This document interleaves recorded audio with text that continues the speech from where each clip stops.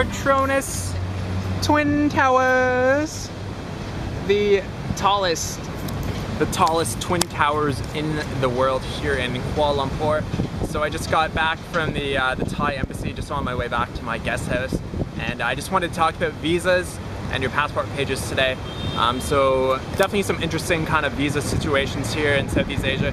So if you plan on traveling here in the future, I've got a few tips and tricks here for you, and just to make your travels a little bit easier, a little bit less frustrating than, say, if you didn't know this information. So Vietnam is definitely the weirdest country in terms of visas. What you have to do before you say you're flying into Vietnam, what you have to do is you have to apply for an online visa beforehand. So you have to book your flight first, apply for a visa online through an online booking company or something like that. What they basically do is they just send some your information to the immigration department in Vietnam or something, and then they send you this piece of paper back that you have to bring with you when you're flying into Vietnam, right?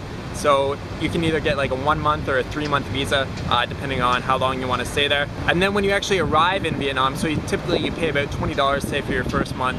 And then when you actually get to Vietnam, you have to pay another $20, so it's $40 just to enter the country there. Which is a little bit expensive for 1 month, considering the other prices here in Southeast Asia. But it's what you got to do, right? And something else that's really cool about Vietnam is that you can renew your visa really easily while you're in the country. So you can renew your visa usually 2 times once you've actually already arrived in the country. So if you're going into, say you're going into Ho Chi Minh City, you can renew your visa, say you get 3 months and you fly in there. You can renew it twice again for another 6 months, so 3 months and then 3 months again, for a total of 9 months on one visa there, which is actually pretty different and pretty cool. Something else that's kind of weird about Vietnam is that they still kind of consider the north and the south part 2 different countries for the visa process. So last time that I flew in there, I flew into the north, into Hanoi, and then I had renewed my visa once in Hanoi, and then I went all the way down to the south in Ho Chi Minh. And I tried to renew my visa again there, and they wouldn't do it there because I flew into the north part. And I was like, what the fuck? And the guy explained it to me. He's like, they still kind of consider the north and the south 2 different countries in terms of the visa process. So that's a little bit fucked up. Now if you're going to be flying and say you're going to be traveling into Vietnam by land, a little bit different as well. So you have to go to Phnom Penh in Cambodia, or you have to go into Vientiane in Laos in order to get your visa, and you have to get a visa before you get to the actual border. Now say you're going to Cambodia, you can get a Cambodian visa on arrival, really easily. It's just 20 bucks, and so that's really easy. I'm pretty sure it's the same if you fly into Cambodia. It's $20 visa on arrival there.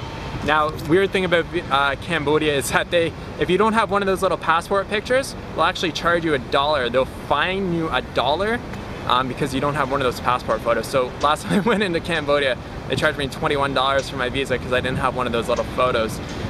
Say you're going into Thailand. So if you're flying into Thailand, you can get 30 days on arrival for free into Thailand. And I believe you can also renew your visa once you're in Thailand for another 30 days. You can correct me if I'm wrong on that one.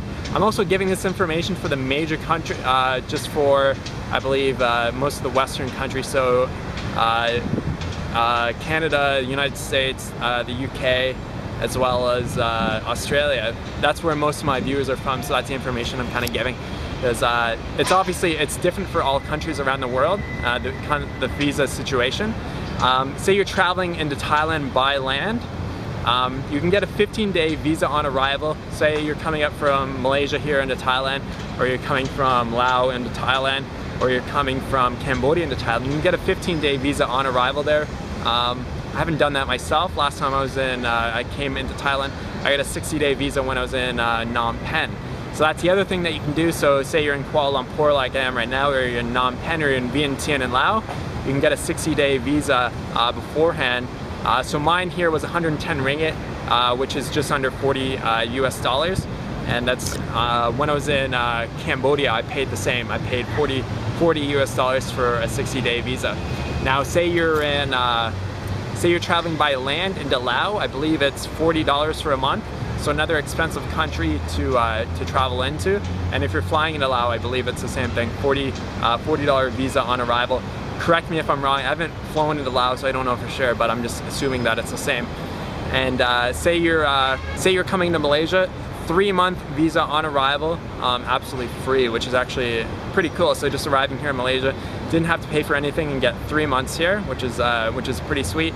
And it's the same if you're traveling by land into Malaysia as well. It's 3 months, 3-month visa for $0. So that's all the visa information that I can give you guys. I can't talk specifically about Indonesia, the Philippines, any of those countries because I don't have any experience going in there. So definitely check out the embassy websites, and just make sure that you do your research before you actually go into a country regarding visas. And also because there is an added expenditure with doing lots of visa runs and stuff like that, is to make sure that you factor that into your budget as well. If you're going to be traveling overseas on a strict budget, make sure you factor in your visa costs as well.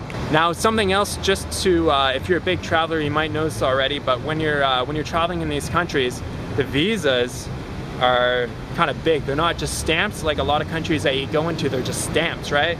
But say, for example, this is my Thai visa from last time when I was in Thailand last year. So you can see it takes up 2 pages, right? So they put the sticker here on this side, and then they stamp on this side right here. So these are the 2 stamps from Thailand, and that's my Australian visa, and that's a Chinese visa from a transfer last year. And this is my Vietnamese visa from last year. So sticker, and then you got your stamp. So each visa you do takes up 2 pages when you're going through these countries, right? So say you're flying into Thailand, they'll probably just give you a stamp. They won't do one of these stickers here.